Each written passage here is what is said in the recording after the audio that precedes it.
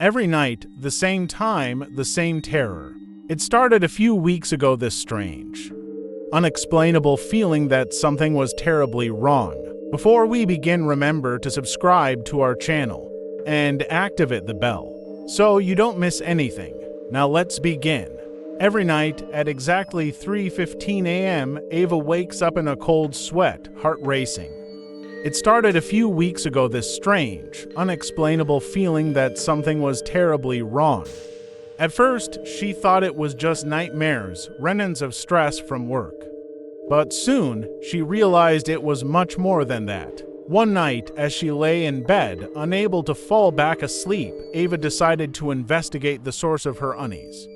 She glanced at the clock, 3:15 a.m. She grabbed her phone and began recording, hoping to catch something, anything that might explain the nightly dread. The next morning, she reviewed the footage. At first, everything seemed normal, just her tossing and turning. But then, around 3:14 a.m., she noticed something unusual. The footage glitched for a split second, and when it resumed, Ava wasn't in bed anymore.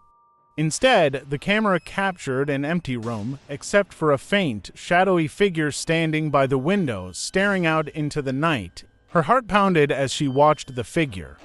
It was barely visible, a distortion in the air, but undeniably there. The figure turned slowly, and although its face was indistinguishable, Ava felt a cold, creeping dread wash over her. It was as if the figure knew she was watching, as if it was staring back at her through the screen. That night, Ava set up a second camera, one in her bedroom and another in the living room, hoping to capture a clearer image of the figure. Once again, she woke up at 3:15 a.m., her skin clammy with sweat.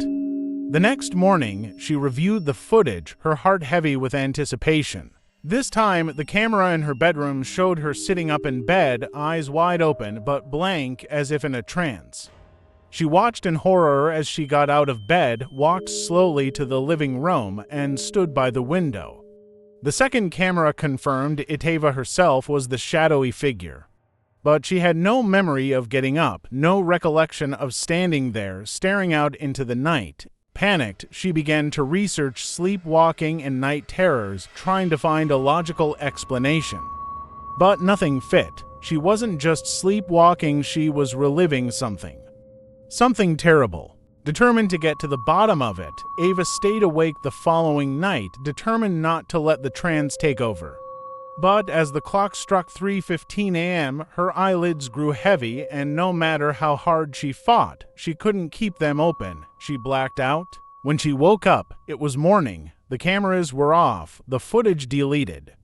Frantically, she tried to recall what had happened, but all she could remember was a single, chilling phrase echoing in her mind: "You cannot escape what has already happened."